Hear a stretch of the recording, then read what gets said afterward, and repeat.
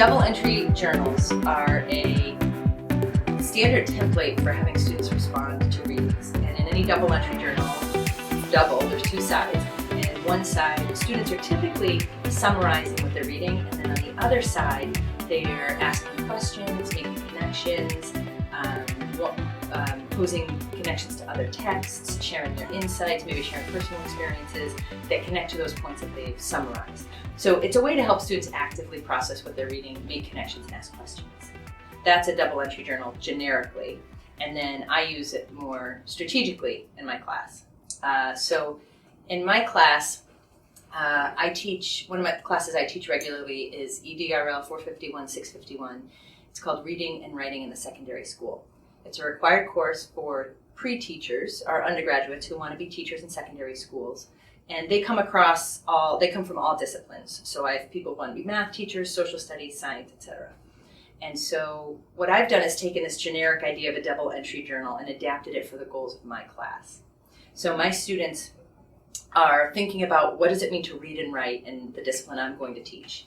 And to help them practice thinking about that, I send them out into the world of contemporary periodicals. And I say, find a reading that loosely links to your discipline that you think might be appropriate to bring into a class of 15-year-olds. And so I say to my math teachers, go to Sports Illustrated and pull up stuff on stats. And my histories teachers and English teachers, they kind of can go all over the place. My science teachers can look at popular science or psychology today, anything they want.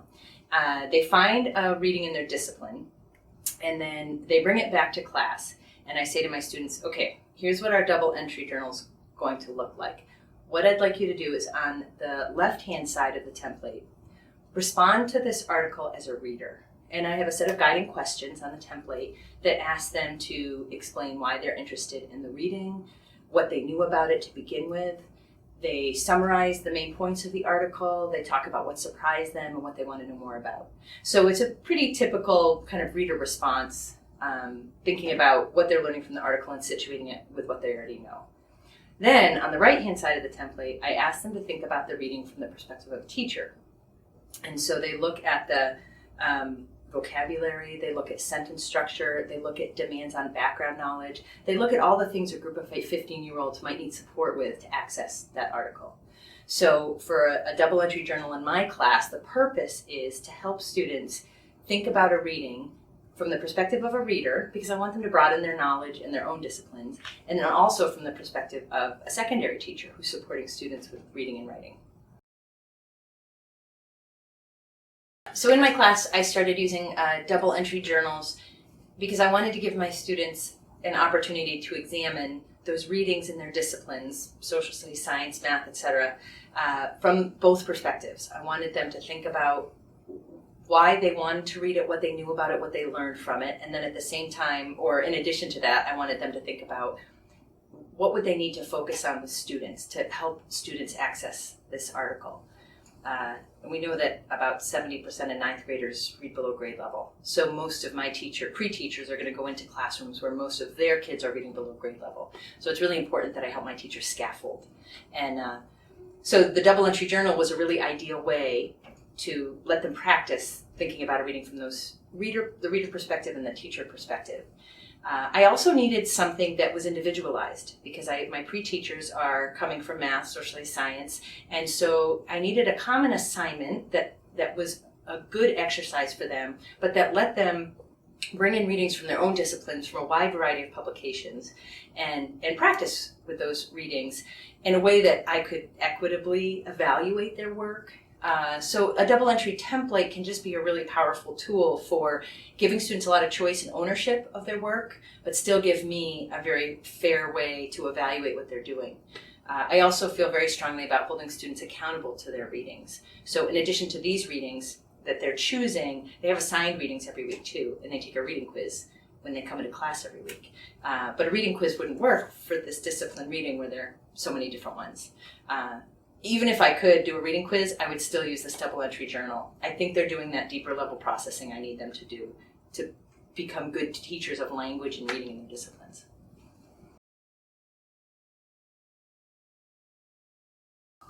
I think what works for the students with the double entry journals is the element of choice.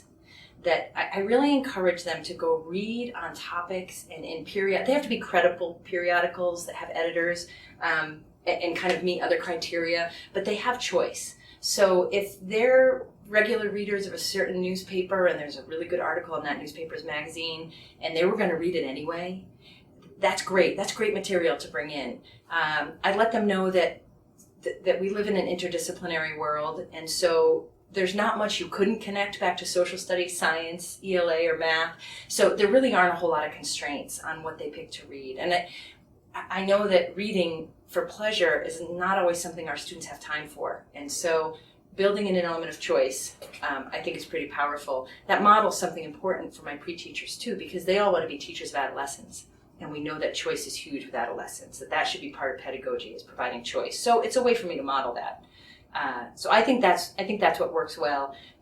And I also see that over time, their responses in the double entry journal, they get more insightful. They draw on course materials more. So initially, they're kind of taking a stab at the teacher side of the journal, and they're kind of playing around with some ideas, but by the end of the semester, they're really hitting, okay, these kinds of words are hard because this background knowledge is really going to be challenging if I don't help my students have that. So I see their growth over time, and I think that works really well for them too, that they feel a little bit unsure at first, which is right where I want them, right, that disequilibrium, and then we get them to a place where they feel like I could pick up any article and probably figure out what's hard about it and where I might need to scaffold. My students write double entry journals on a 14 or 15 week semester. They're writing about 9 of them. And I've heard several times now that it starts to feel like busy work. And this was feedback that came to me last semester, and I took that into consideration. I wasn't in a place to make changes. And then I've heard it again this semester. And I said to my students, so what would make this not feel like busy work? Because I see that this is really pushing you in good ways. And they said, it would be really nice to pull in different kinds of texts. So could they go do a double entry journal on a video that related to something important curriculum-wise in their discipline? And I thought that was a really good idea. So I'm in a place right now where I'm making changes for what doesn't work for my students. It's that feeling of repetition and busy work. So bringing in other kinds of texts and letting them choose from videos is one way I'm going to approach that next semester.